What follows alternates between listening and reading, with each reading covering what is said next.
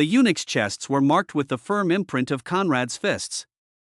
Blood dripped from the corners of their lips, and their unconscious but still breathing bodies remained encased within the walls. Now the only active presence of the assailants were the palace women that still foolishly giggled on the ground. Conrad entered the system and checked his EXP count, which had gone from 3515 all the way to 124015. As a second-step Grand Knight of extraordinary beauty, Freya had brought 80,000 EXP, while the three virgin priestesses had added a total of 40,500. Conrad exchanged 9,000 EXP for a programmable high-grade true spatial pouch with 10,000 square meters of space and set it up into a 5 stories tall 21st century-style white luxury mansion occupying 1,000 square meters, a garden, and a massive swimming pool. He then created a basement set up in jail cells and exited the system with an EXP count of 115,015. Conrad tossed the spatial pouch into the air, causing it to fly over the defeated assailants, swallow them within, and group them in the jail cells. Meanwhile, Daphne's personal attendants were staring slack-jawed while wondering where the lady found such a fierce creature. Is he Lady Ileana's secret lover? It must be so. Only such a handsome and outstanding man is worthy of the lady. They concluded out loud, causing Conrad to feel even more self-satisfied and Ileana to lose her composure. Come on, don't be shy. Keep praising me. It is only right for the outstanding to be praised. Go, go, go. He inwardly thought while adopting the stance of an expert. Who is whose secret lover? That scoundrel has nothing to do with me. Ileana roared while aiming her quivering finger at Conrad's complacent face. Hum. How could you say that? We've already done so many deeds together that calling you my wife wouldn't be exaggerated. Those shameless words took Daphne's attendants aback. The deed has already been done? Then doesn't that mean? I didn't think Lady Ileana would be so brazen. I'm afraid Count Wolfgang is not going to take this kindly. What can he do? In any case, without his son, Lady Ileana will have to soon carry on the bloodline. Might as well start now. Ileana was assaulted by phantasmal blows, staggered, and almost fell onto the ground. Conrad silently recorded the merits of those attendants to make sure he could properly thank them in the future. But now it was time to return to seriousness. Ileana stepped toward the attendants to ask about Daphne's condition and was relieved to know that the assassins had not managed to get to her. Now, do you still think that the Holy Consort is not the one behind this? Asked Ileana while leading the way toward Daphne's chambers. The news of her father's recent deeds had shocked her to the core of her soul, and although her relationship with that elder half-brother of hers was no good, she still felt sorry for him, who in the end only wanted to defend his mother's dignity. Her father had gone too far. On the contrary, I'm now convinced this has nothing to do with the Holy Consort. Ha! They had just reached the doorstep when Conrad said those words that caused Ileana to blankly stare at him. Your father's move might have looked rash, but in fact its sharpness is terrifying. He not only disposed of the main pawn the Holy Consort had prepared within his house, and thus removed a concealed threat, but also drastically increased your status and value within the consort's eyes. Although not adept of political machinations, Ileana was a sharp woman and quickly understood what he meant. Before I was the illegitimate daughter of Wolfgang Cracked. Although that status is not negligible, it wields no true significance or implication. Now I am the heir to the Cracked name. If anything was to happen to me, yes, it would be an offense against the entire Uridal House of Cracked and its allies. Thus, if the Holy Consort is really a woman of wisdom and vision, I have no doubt this has nothing to do with her. Conrad concluded in her stead. But, the people dispatched are all closely related to her. That is the confusing part. It can only mean two things. There is someone in the Holy Consort's entourage with a high enough position to make decisions in her name, who either tried to escalate the contradictions between Elsa's and Count Wolfgang or was genuinely angered and only wished to blindly strike back at him.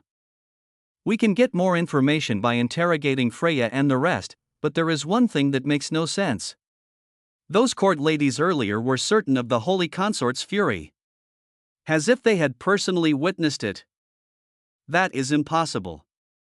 Most do not know this, But aside the emperor and her closest relatives, no one has ever seen the holy consort's face.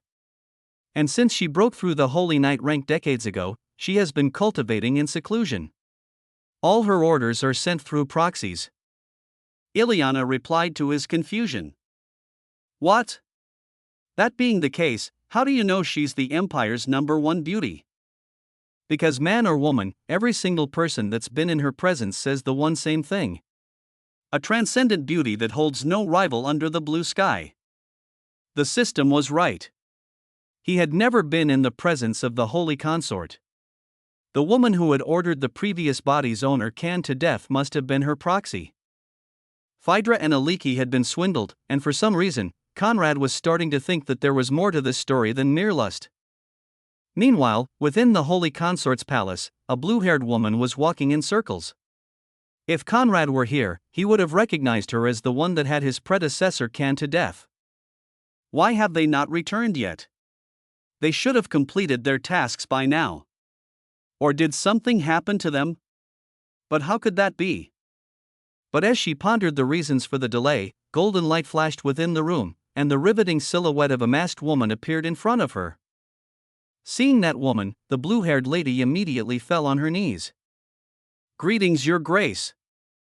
The holy consort's glance fell on the kneeling woman and caused her to be overtaken by dread. Again? What is this, the second time? Droplets of sweat trickled on the lady's forehead while her entire body shook. Your Grace has given me full authority to handle matters of political nature while Your Grace focuses on breaking through the next step. So you had Wolfgang Crack's only bloodline, the girl whose value has just skyrocketed, assassinated?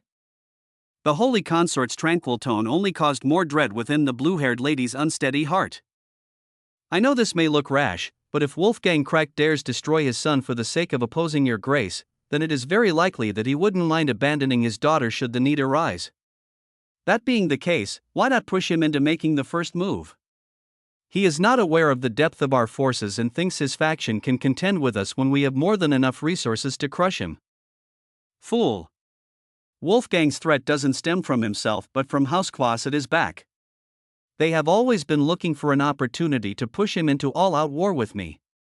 And you've almost given them that opportunity. I can only imagine how Thorwald Quas would have mocked me, should you have been successful. House Quas was one of the 3 princely houses of the Holy Flame Empire. But unlike the other 2, they were a junior house of the von Jürgen, the imperial family. And their head, Sovereign Prince Thorwald Quas, was not only a saint but also the Holy Empress' father. Your Grace, do you know why you're still breathing? Because Your Grace is? Because I remember your family's sacrifice to save my life. I remember your father's warm blood on my face. That is why I forgave you before. That is why I also forgive you now. But there will be no third time. Though she spoke calmly, her voice carried an irresistible force that commanded obedience and reverence. Your Grace, I understand. After the last debacle, she had only barely escaped with her life and was eager to make some contribution to redeem herself. Who would have thought that in haste, she would only worsen her situation? Led by Ileana, Conrad stepped inside Daphne's chambers. Despite her status of imperial consort, her room was plainly decorated, which made Conrad assume that just like Ileana she was more on the reserved end. On the queen-sized bed, the figure of a pale green-haired woman could be seen.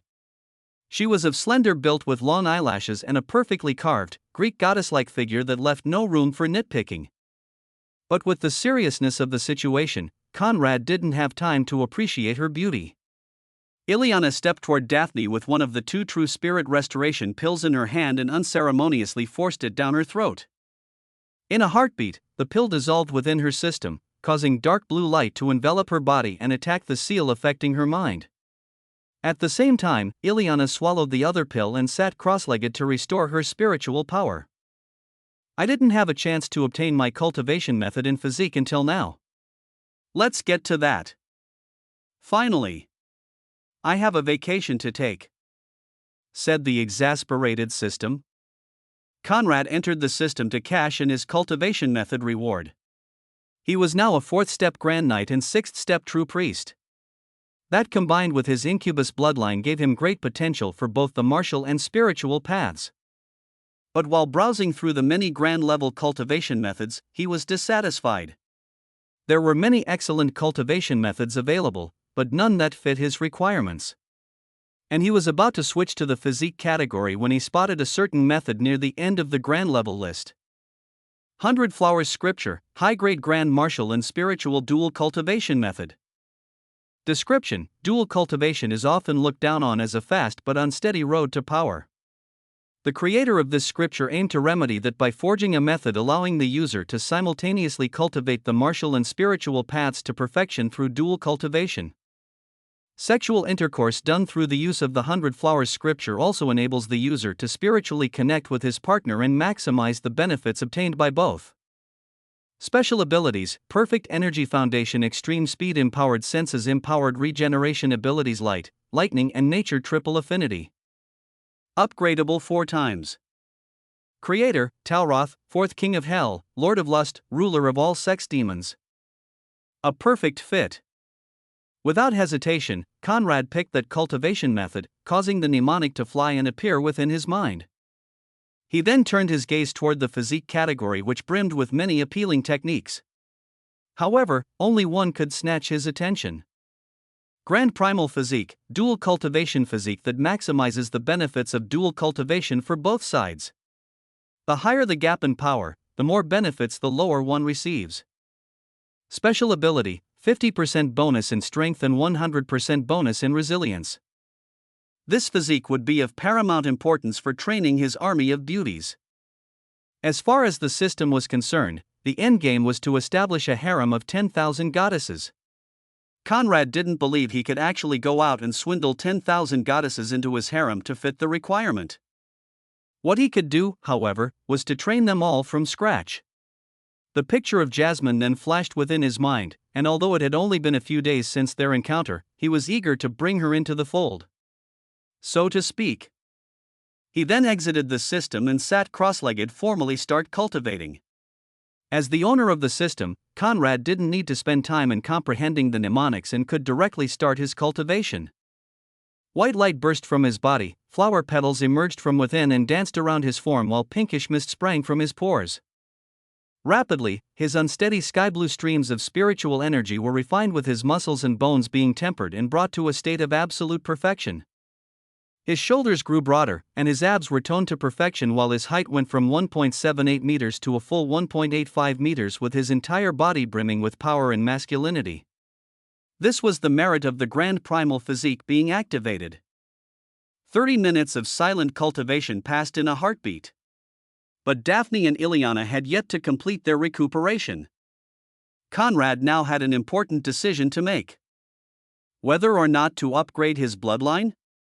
As seen in the system beforehand, although the pure-blooded incubus bloodline was of the arch rank and cost 500,000 EXP, the upgrade from half to pure-blooded incubus only required 50,000 EXP. With that upgrade, his power over women and fighting abilities overall were likely to soar to a terrifying level. At the very least, he believed that below the transcendent rank, there was no woman he wouldn't be able to subjugate, and that within the grand rank, men would also have to surrender their lives. But with that great boost in power came an even greater risk. Wasn't the likelihood of his bloodline being exposed going to rise? But as he pondered what to do, the system's voice echoed within his mind. You don't have to be worried. Contrary to popular belief and other demonic races, the purer the blood, the harder it is to detect incubi. Pure-blooded incubi, in particular, are masters of deception. Your transformation skill will be able to trick anyone below the holy rank, while your demonic energy signature will only be visible if you lose control of yourself, like you did before. So hurry up and let me go on my vacation. Aren't you a robot? What kind of vacation can you take? Sleeping is my vacation. All those crazy women screaming in your hands are driving me crazy. Fuck. Why did Happiness God not give me a mute button? This is outrageous. Can a system go crazy? Conrad was starting to think that the system was getting more human by the second. Perhaps one day he would pop out of his head with a body of his own. But having been reassured by him, he no longer had any hesitation and traded the required 50,000 EXP to upgrade his bloodline rank to pure-blooded incubus. His EXP count then dropped to 65,015.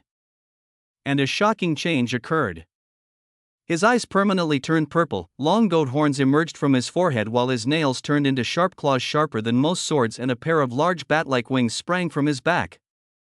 Fortunately, Ilyana was still in a trance, otherwise, he would have a lot of explaining to do. He drew a deep breath, and his body reverted to normal. But he could now feel that his senses had been sharpened and his body enhanced in every conceivable manner. He was faster, stronger, tougher, and possessed preternatural instincts leagues above that of the average predator. Now everything about him had reached true perfection. Oddly, however, the scent of orchids lingered around his body. He stood up, and at that time, the situation of the two women changed. Ilyana's eyes sprang open with vast spiritual power springing from her mind. Her spiritual power had been sealed for more than a decade, but she had never stopped cultivating it. Now, all that accumulation was about to explode in a large breakthrough. And from the 9th step of the true priest rank, she directly reached the 3rd step grand priest rank.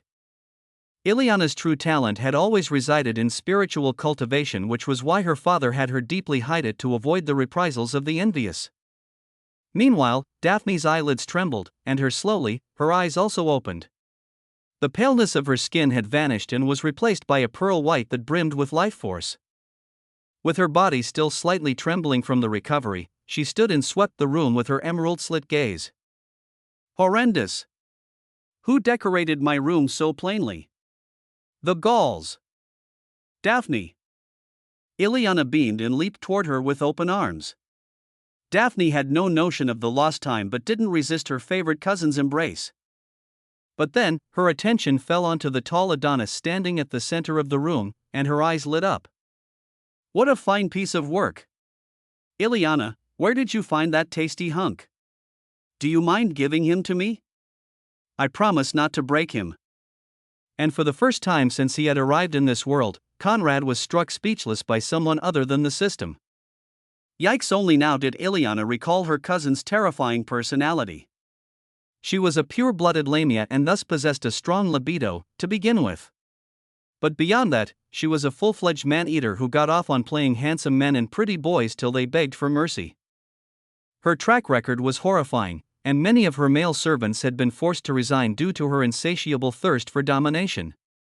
Worse, her Viscount father indulged all her excesses as long as she maintained the promise of not losing her virginity to one of her victims. This only made her more tyrannical, and ultimately, a new policy was established to just hire ugly men.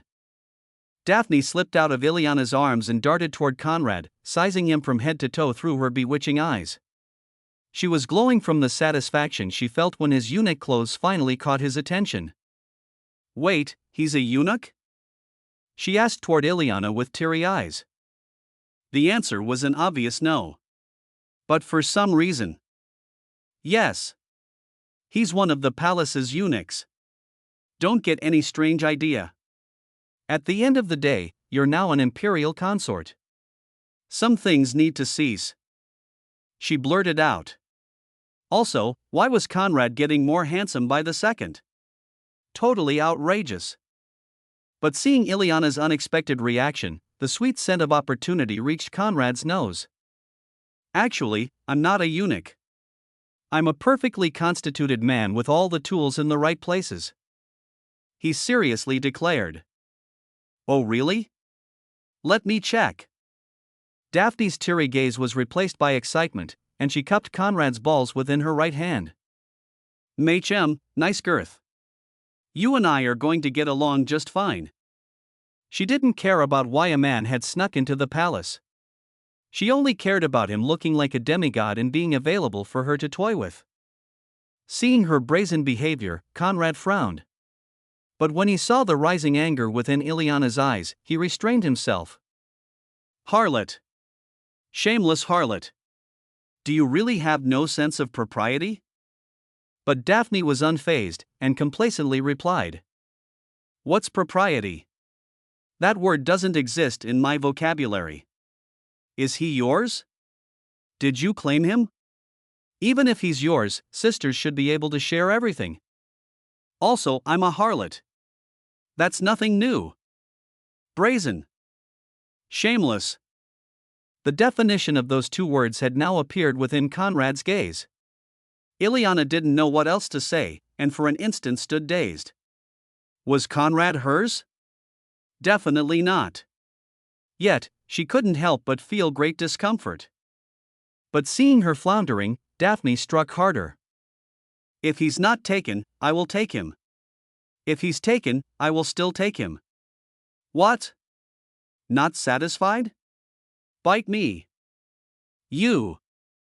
Ileana aimed her trembling finger at Daphne's smug face but didn't have the words to turn this around. She then switched her attention to Conrad, who had remained silent throughout. Are you not going to say anything? What do you expect me to say? Life is too short to miss out on such a golden opportunity. In any case, it's not like you and I have anything special going on, right? Conrad innocently shrugged while appreciating the feeling of his balls getting cupped through the fabric of his clothes. You. If you don't come with me right now. Ileana began, and then stopped, horrified by what she was about to say. Forget it. I'm sick of you lecherous bastards.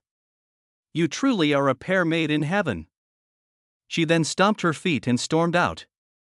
Wow, I never saw her getting so worked up for a man.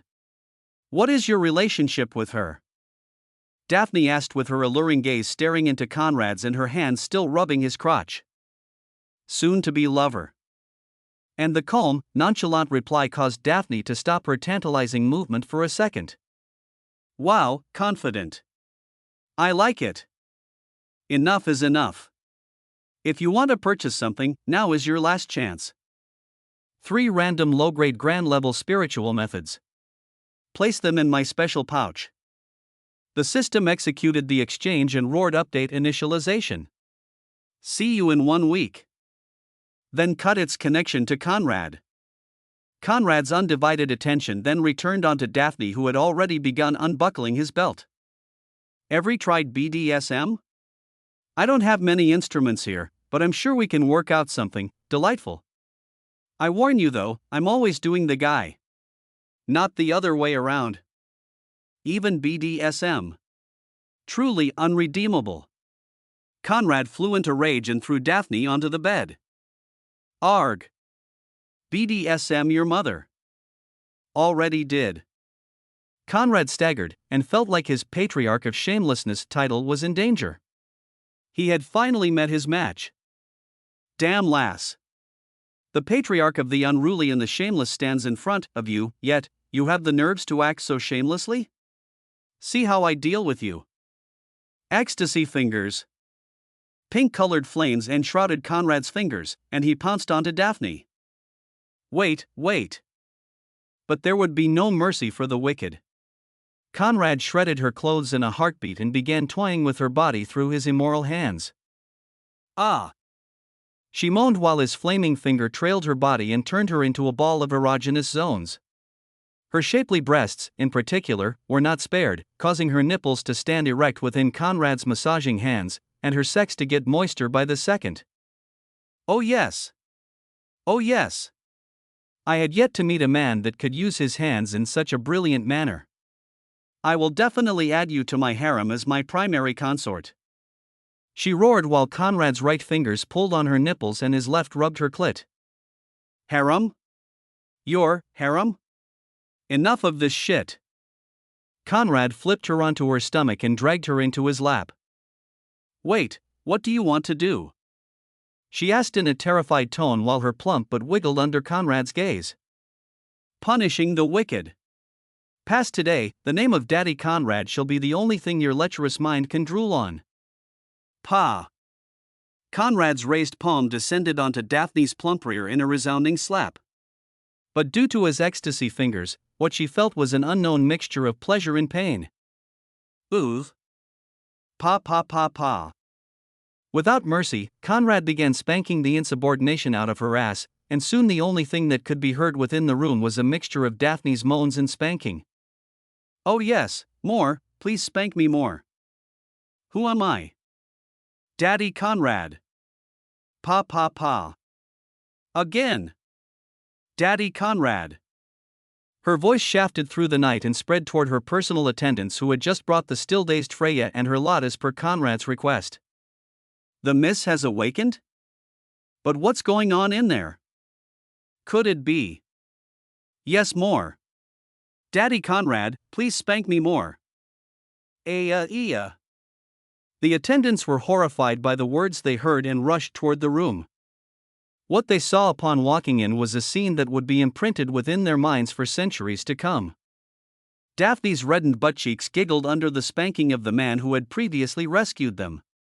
His scalding palm had firmly been imprinted onto it, and the ground beneath her thighs was flooded by her dripping juice while her tongue hung from the corner of her mouth in a debile expression of bliss.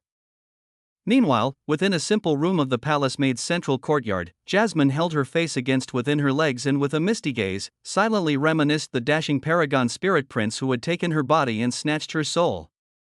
Seeing by the maids barging into the room, Conrad stopped mid-spanking to cast a blinking glance at them. Daphne, however, was annoyed.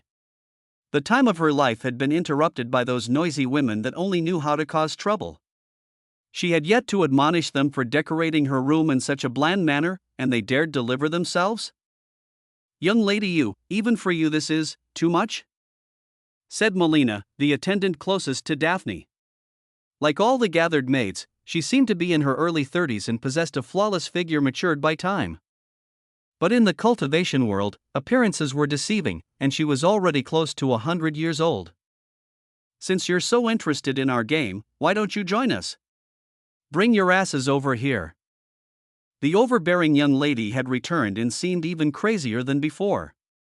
But as those 6 attendants were trained victims of her sexual domination, they stepped toward the pair in an orderly fashion. Daphne turned a gleaming gaze toward Conrad. Daddy, have you ever been pleased by 6 women at the same time? Conrad's eyes moved between those attendants and Daphne, and inwardly, he was impressed. Good woman. In any dynasty, you could have been the most favored consort. In the future, I can delegate a lot of training to you. But of course, he could not let his satisfaction show on his face, yet. Nothing I haven't felt before. The attendants were speechless. Did all 17-year-old boys nowadays majored in boastful talk? Well, I want to watch you play with them. Would you let me? Hum. If you insist. Daphne stood up and scurried over to a rattan chair in the leftmost corner of the room. What are you waiting for? Take good care of my daddy. The attendants didn't delay, unfastened Conrad's belt and freed him from his clothes. As they dropped onto the ground, and his godlike figure was revealed, they felt their lady had given them quite the good bargain. Without further ado, they dropped their dresses onto the ground, revealing their mature, voluptuous bodies to Conrad's greedy eyes. Now a fully fledged incubus, Conrad's sexual urges had risen to a terrifying level, and the sight of women about to be plucked by his shaft particularly aroused him. The golden road then rose to attention, and its holy light illuminated the room. What kind of sorcery is this? Could this be the legendary divine lance? It must be. But although arousal quickly spread through their bodies and humidified their nether regions, they couldn't neglect the task of pleasing the new master. One attendant sneaked into Conrad's back and warped her arms around his neck, taking in the arousing orchid scent that emanated from his body. Another one took his cheeks into her hand and pulled him into a fiery, passionate kiss while spreading her legs to allow the third one to crawl between and take Conrad's burning shaft into her mouth while keeping her arms on the back of his legs. And just like that, all spots were taken. So, the remaining 3 had to be more creative. 2 attacked his shaft by the left and right, teasing its pulsing veins with their tongues while the one at the front licked the underside. Then she sucked him in, her mouth acting like a vacuum that pulled him down her throat in deep slurping sounds. Slurp, slurp, slurp. A pleasure gasp escaped Conrad's lips as he broke the kiss connecting him to the attendant directly facing him. But she disagreed and so retook them, her tongue intertwining with his in rising fervor. The one at the back didn't stay idle, massaging Conrad's but within her hands, and cupping feels that caused her eager body to drip juice onto the ground. The 6th attendant was starting to feel frustrated by the lack of room for her, but then an idea sprang within her mind, and she leaped past all the girls to strap her long legs around Conrad's neck, pushing her wet pussy into his lips. "Oh!" she moaned when his tongue entered her, and he sucked on her sex with masterful proficiency. Conrad's incubus pheromones spread through his orchid scent and drove the women into higher levels of excitations. Their limbs wrapped around him in an exchange of position that carried on until each had gotten a taste of his deadly tongue and shared their juices through his mouth. That spectacle caused Daphne to spread her legs and insert her fingers into her vagina with one hand while cupping and sucking on her breast with the other. The overwhelming scent of Conrad's body had already spread throughout the room, causing the noble ladies to yearn for only one thing: his cock. The maid caressing his chest stepped back alongside those sucking on his rod, and Melina, who currently was having her pussy played by his tongue, slid down to impale herself onto his cock. "Oh hoo! Full! I feel so full!" And that most pleasurable move of her life dragged her into a fairyland. Immediately, Conrad channeled the 100 Flowers scripture and began the dual cultivation. Pa pa pa. The penetration force was too strong for her to handle, so she tightly clung on his neck while wrapping her legs around him. But those legs wouldn't hold on for long. The hammering that checked all the pleasure spots hidden within her pussy and created new ones where none had existed beforehand soon caused her mind to go blank, and she abandoned herself to the pleasure. "Yes. Fuck me harder. Plunder my insides," she growled, and Conrad obliged, grabbing her waist within his powerful hands and fucking her into a succession of deafening orgasms that caused her legs to give in and her mature, voluptuous body to turn into a toy within his demonic clutches.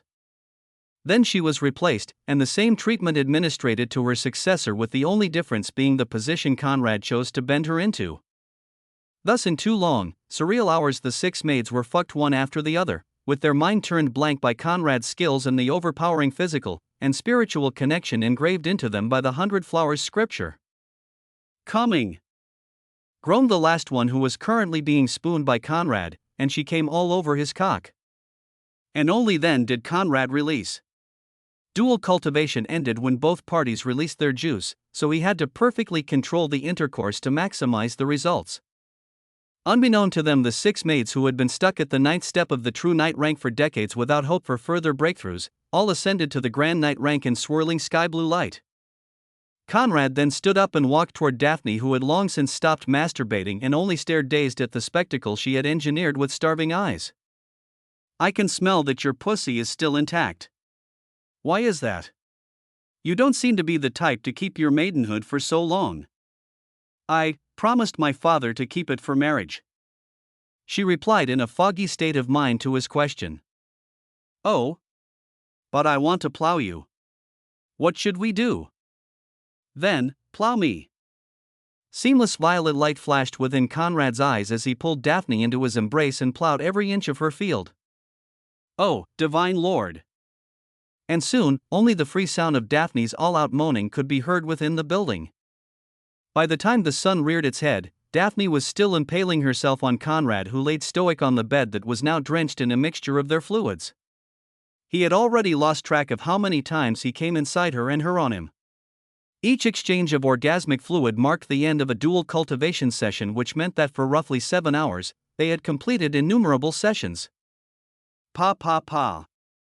Daphne's legs trembled as her ass slammed onto Conrad's cock for one last stroke, and they released their last wave into and onto one another.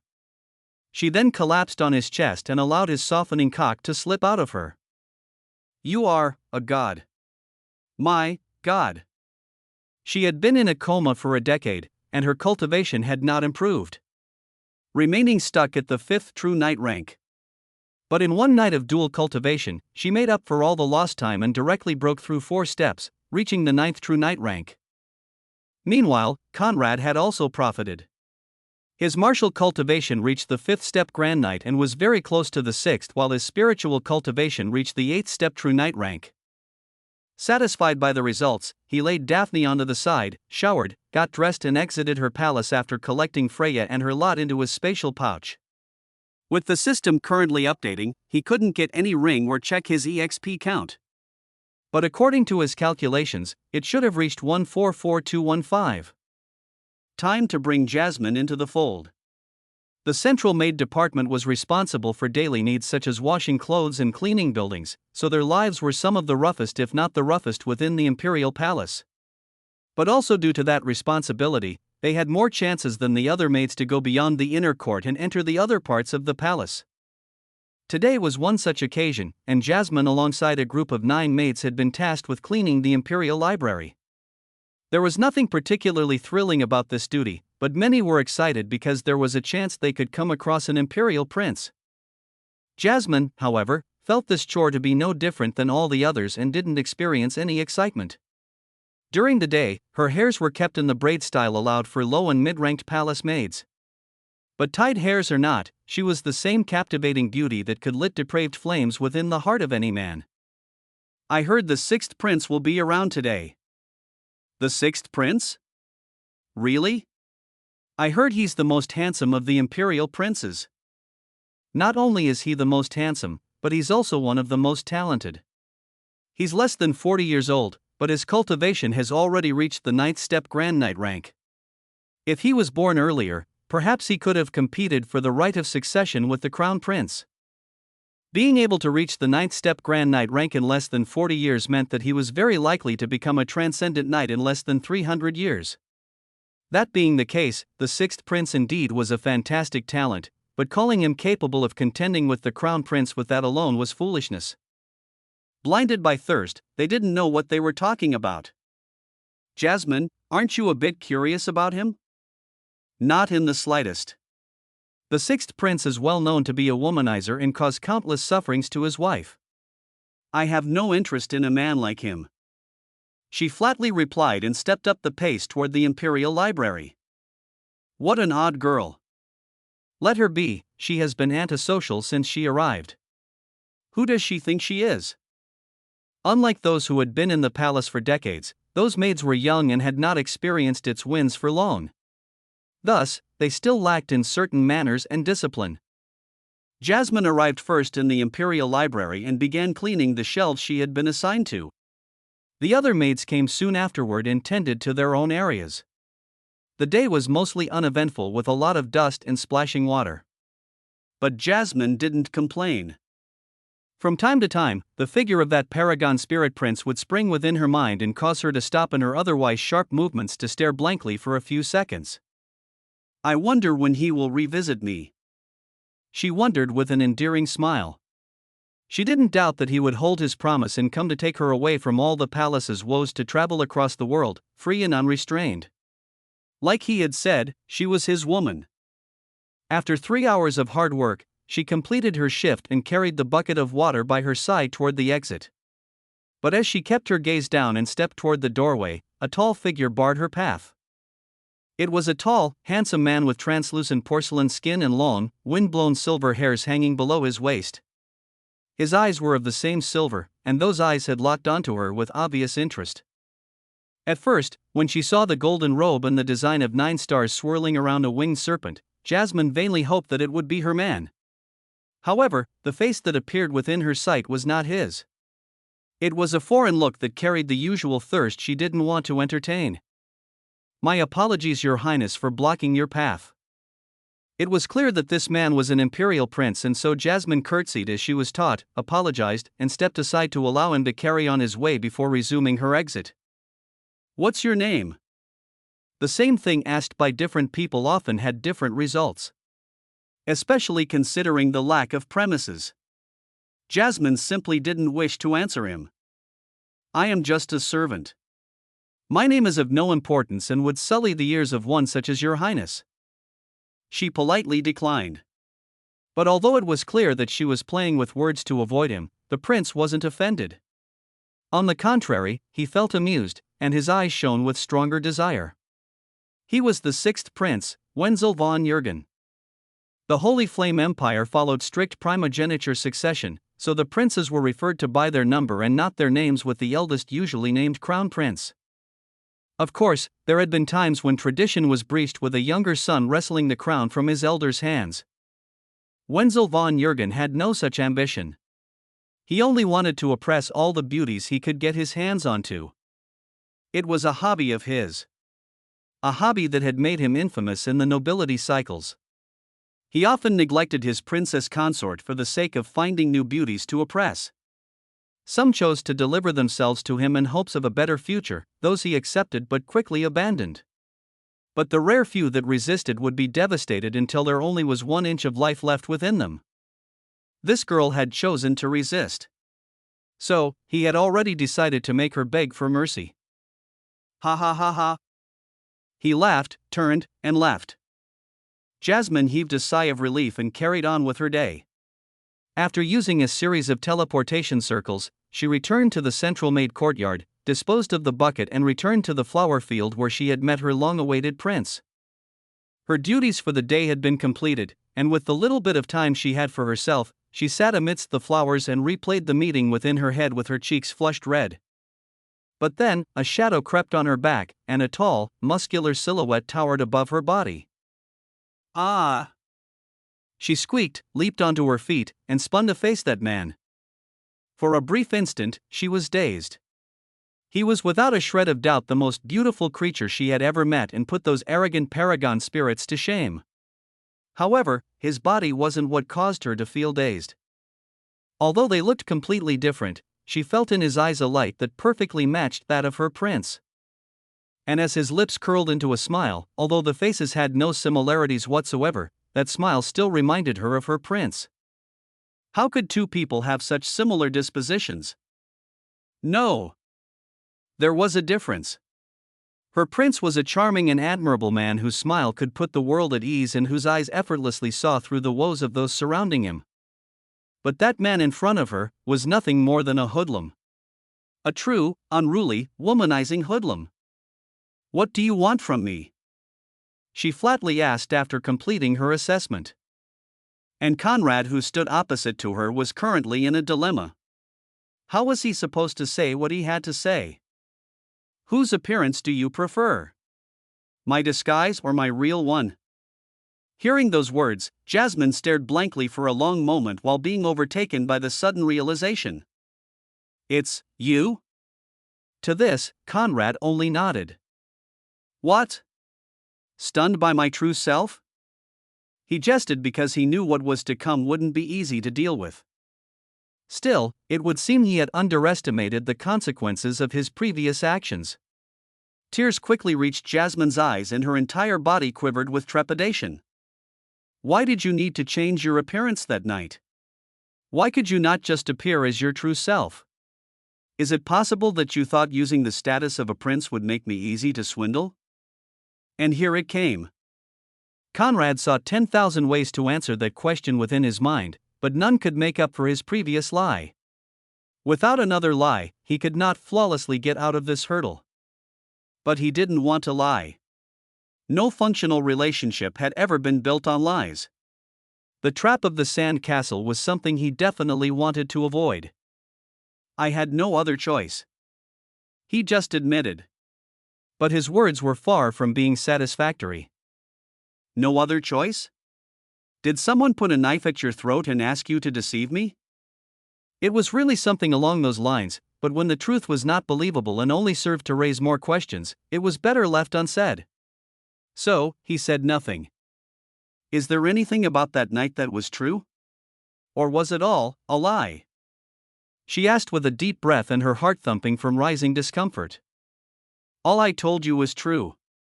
I have not lied to you. Is the form I used to appear to you that important? Am I still not here today? But hearing his words, the bitterness Jasmine suppressed exploded in a self-deprecating laugh. She aimed her trembling index at him, and with her wronged eyes staring directly into his, she wept. Not important? I suppose for you it isn't, right? For you, I'm just another one of the cheap women you conquered in a night. How could it be important? But for me, it tells me exactly what I meant in your eyes. That is, not a lot. She was convinced that he was one of those men that got off on deceiving women and had a talent for it. It was likely that he had been observing and analyzing her to come up with a perfect strategy. And perhaps he even used some despicable ability? But how could she know? She was only mortal. And the thought that her first time, that her body and soul had been given to a lie shredded her mind and daggered her heart. She was right. Across all the others he had experienced, that night didn't mean much to him. But to her, it was not just her body that she gave him. Through it, she gave him her heart and now felt like he threw it onto the ground and ruthlessly trampled it. For the first time in 2 lives, Conrad was hurt by a woman's gaze. His body moved without his consent, and he pulled her into a tight embrace. "I'm sorry. Forgive me." Those were the 4 words he had sworn never to say. But now he had to say them, pushed by a drive he failed to comprehend. But could Jasmine, who had already been swindled once, let herself be played so easily? There is nothing to forgive. If I have to blame someone, I can only blame myself for being a fool. Please let go of me. Unless you can swear to never again deceive me, please let go of me. Unless you can swear that I occupy in your heart the same place you occupy in mine, please let go of me. Unless you can swear that in your life there will only be me, please let go of me. Her words hammered at Conrad's heart, while her warm tears streaked down her cheeks. But he couldn't give her what she wanted. "I can swear to all except the last," he said while withdrawing his arms and staring back at her with an apologetic gaze. "Ha ha ha." Jasmine's eyes fell onto the ground, and her tears overflowed while she struggled to wipe them off her cheeks. "Thank you for your honesty. May everything that happened that night disappear within our memories. I hope you have a good life. Let us never meet again." She then turned heels and aimlessly ran as fast as she could. She only wanted to do one thing: to get away from the dream that in a flash had turned into a horrendous nightmare. Space. One of the deadliest traps of any relationship. Give them too much, and they will forever slip out of your grasp. Don't give them enough and you weaken your appeal as a man, thus leading them to lose interest and get away all the same. Jasmine was currently at the border of a breaking point. A point that was likely to be reached if he pushed too hard. So, Conrad decided to give her time to cool down before working to regain her trust. Dusk announced itself with the darkening of the sky, and chilling rain trickled onto the ground. Odd, it wasn't the season for it. Perhaps it echoed her feelings and wished to further sour his mood? He used to enjoy the rain. But on this particular occasion, it felt really misplaced. He raised his eyes to the dark sky, and when he returned it onto Jasmine's earlier position, she was gone. The rainfall didn't alter Jasmine's course. She ran until she no longer had any strength left. Until her legs gave out and she fell face first while gasping for air. Suffocated, she felt suffocated. And the maid courtyard she often wished to escape from seemed like the only amiable location at the moment. So, she dragged herself back to it, hoping that the usual chatter and bickering of the new maids would snatch her attention. But it didn't. When she passed the entrance of the building, the same feeling of loss followed her tracks. The same oppressing sensation that squeezed her heart and reminded her of having been nothing more than a plaything. The words spoken by her side could not reach her ears, and she sat dazed with her eyes staring into nothingness. What's wrong with her? Did she finally lose it? Who cares about her? Let's play a game. The maids clamored in the vicinity. And seeing that this place could not help her cope, Jasmine stood up and left. It still rained. The cold quickly spreading through Jasmine's body and invading her bones, but she still carried on at a slow, wavering pace, not knowing that in the shadows, she was being observed. Ultimately, she reached a desolated pathway occupied by nothing but the high walls of the inner court. Night had fallen, and the rain slowly subsided. But her drenched clothes outlining her body and the tragic beauty within her face only made her look more appealing. At least, that's what Wenzel, the sixth prince, thought as he trailed her alongside a group of head eunuchs. Is she the one your highness fancies?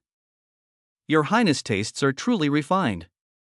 It will be that girl's honor to become your highness woman. The eunuchs bootlicked. Although they were head eunuchs, they had exhausted their potential, and their future prospects were not high, so they sought a sturdy tree to rely on. Wenzel von Jürgen was the perfect tree. Easy to please, and always providing abundant rewards. In the last 3 years, they had captured many low-ranked and mid-ranked palace maids for him to enjoy. This time would be no different. Don't forget to give her the opportunity to struggle. You know what to do. Give me a good show, but remember that I must bet her tonight. Yes, Your Highness. Being of a high position with distinguished status, there were some things he didn't need to personally do. He only needed to hang some reward at the nose of well-trained dogs, and they would carry out the task for him. Still, he was eager to see how she would squirm in vain struggles. It was a sight not to be missed for sure. Using 6 head eunuchs to capture a low-ranked palace maid was overkill. So only one actually shot toward Jasmine while the others stood watch to prevent any outside interference. The shadow flashed in front of her, too fast for her mortal eyes to follow. Are you the low-ranked palace maid Jasmine? The sudden appearance of the head eunuch was not spotted by Jasmine, who carried on with her walk while still being lost in thought. The head eunuch thought she was purposely ignoring him and so was enraged. I'm talking to you. He snapped, and the pressure of the 7th step true knight rank came crashing onto her. She staggered, and a thin line of blood trickled down her lips. My apologies, head eunuch. I didn't see you. Was he that hard to notice? Was that girl purposely trying to enrage him? Regardless, you are in luck. The 6th prince fancies you and requests your presence. No thanks. Jasmine directly replied and carried on with her walk. The reply was so spontaneous that for an instant, the eunuch was taken aback. Even Wenzel in the distance felt his cheeks burn. Was he truly that unappealing? He would definitely ravage her until even the strength to beg for mercy would vanish from her body. Lowly made you better listen carefully. Being graced by the 6th prince's attention is your greatest honor. You better comply with haste and serve him well. Otherwise, don't blame me for being merciless. In any case, you will be in his bed tonight. Life really was cruel to the feeble. Was a moment alone too much to ask for? He can have my dead body. She categorically refused. That's not for you to decide. The eunuch's hand formed a claw that snatched Jasmine's neck and hauled her into the air. Needing to send his goons to obtain a woman. The 6th prince is really brilliant. She spat, and although her neck being squeezed caused her to quickly lose strength, she fought hard to free herself from the eunuch's grasp. But to no avail. The eunuch sneered, spun and tossed her onto the ground. Jasmine tumbled in a loud thud, and her entire body ached. Since you don't cherish yourself, why should I? Ha ha, is the emperor really that much of a cuckold to allow his son to act unruly in his harem? You. The holy emperor was the only man allowed to touch the women of the inner court. What they were doing was not only illegal but punishable by death. Naturally, nobody cared about the disappearance of a low-ranked palace maid every now and then. In any case, within the inner court, people disappeared all the time. Jasmine dragged her body from the ground and stood up straight with a defiant stare and fists balled up for a fight. Me what? Did they not only remove your balls but also nail your tongue? Although she was weak and unable to escape. Although the situation was hopeless, she would fight with all she had. Her teeth were now planted on her tongue, and she was ready to bite it off if the need arose. Impudence! The eunuch's pressure once again directed at her. She was about to stagger when suddenly, the pressure vanished and was replaced by a warm hand at her back. The tall figure of a jet-black-haired godlike man appeared at her back, and a warm stream of energy spread from his hand to alleviate her pain and mend her wounds. Why, you! She stuttered in surprise. Shush! Now is not the moment to talk. Let me first treat you. Conrad gently replied with his gaze solely focused on her, as if unaware of the eunuch's presence. Boy, this isn't a matter you should meddle with. Seeing that we both are eunuchs, and I am your superior, I advise you to step aside. The eunuch inferred Conrad's status from his clothes. But Conrad spared him no glance, which only served to infuriate him. Why was it that all those low-ranked peons were looking down on him today? Since you don't value your life, die. The eunuch snarled as he pounced toward Conrad with his bared claws. Crack! Conrad's left fist crashed into his face, causing his bones to crackle, his skull to fragment, and his body to fly through the night sky and crater the faraway ground. His blood spurted from both the front and the back of his shattered face, and life no longer existed within his body. "Are you feeling better now?" Conrad asked in the same gentle tone, with his right hand still pouring energy into Jasmine as if nothing had happened. "Why, yes. Thank you," she replied, with a blank stare. It was the first time in her life she had seen such a terrifying punch. The ferocity contained within was too stark a contrast with Conrad's gentle gaze. But immediately, a group of 5 figures dressed in head unit clothing encircled them. "Who the H? WH? Bang! Before they could finish their inquiry, Conrad made a grasping motion, and vast telekinetic power wrapped them, compressed their bodies and bones, and ground them into meat paste in a feast of blood and gore. "That's good. Fortunately, we both have good fortune. Otherwise, the rest of my life would have been full of regret," he declared while stroking her cheek. And he wasn't lying. While crossing the alleys back to his den, a female-sounding mental message echoed within his mind, only saying a few compelling words. She might not survive the night. Then it gave him a direction, and he shot toward it. But although he looked at her with a gentle, reassuring gaze, his heart boiled with rage.